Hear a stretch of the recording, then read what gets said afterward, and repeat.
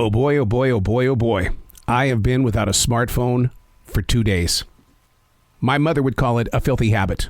News, text messages, emails, and Facebook haven't been anywhere near me.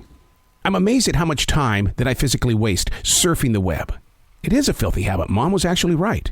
In its place, I've shared nice conversations with my wife. We've located space to shop the local market so that we can make dinner together in our own kitchen.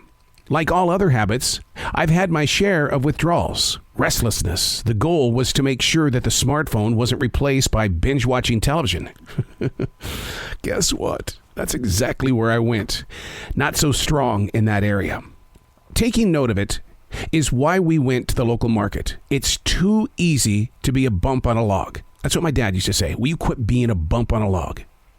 When the new smartphone arrives later on today, how is it going to affect my heart? Will I instantly make it a filthy habit again? Constantly searching for information that doesn't mean anything after 5 minutes. You search to search. And to whom am I going to share it with? Our filthy little habits. Hey, it's Arrow. This is The Daily Mess, a chronological walk through an everyday world. I am a daily writer. One of the things that's fun about putting pen to paper is the opportunity to share a thought, to make a wonder, to physically find yourself in a place where you go, I knew that, but I didn't know how to activate that. This is The Daily Mess.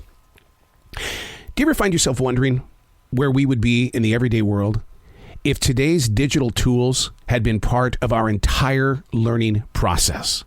Now, I know that we have listeners that are anywhere between 14 to 75 years old. There's a serious age gap there of a 14-year-old versus a 75-year-old. And there were times where we had to physically use a ruler. And if you brought a calculator to class, pretty much that ruler was going to be slammed up against your hand.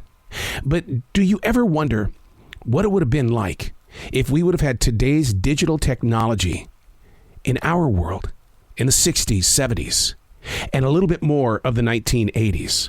I mean, I remember watching my daughter fall deeper in love with her space-age looking Apple computer. My first one was primarily a place to plant my poetry, then quickly save it onto this thing that was like 4 by 4 inches. It was a floppy disk. But the question remains, what would life be like if we had today's digital capabilities during our growing up years? I bring this up only to wonder if Generation Alpha, that's those who have been born from 2010 forward, I often wonder if Generation Alpha knows how powerful the world really is. Or is it just another day? My grandchildren got their first smartphones as preteens, always quick to Google or send a message. But I'll never forget a friend's quote. We as human beings will never use the entire strength of a smartphone. It's so big and powerful beneath that surface that it's very sad to him to see us only text messaging, playing games, and watching YouTube. Where would we be if we would have had the digital technology back in the 50s, 60s, 70s, and most of the 80s? Because it started to happen in the 1990s. Even the control rooms of the radio station, we had this thing in there called a computer, and that we didn't need a USA Today or a local newspaper anymore. We could just go onto this computer, this thing called the internet. It was fun being a part of that evolution. Because once you got beyond this thing called AOL, where you're sending out messages to each other, it's like, how is this even possible? And then you could pay your bills. Living through that, and it's all documented in my daily writing. Going through those stages.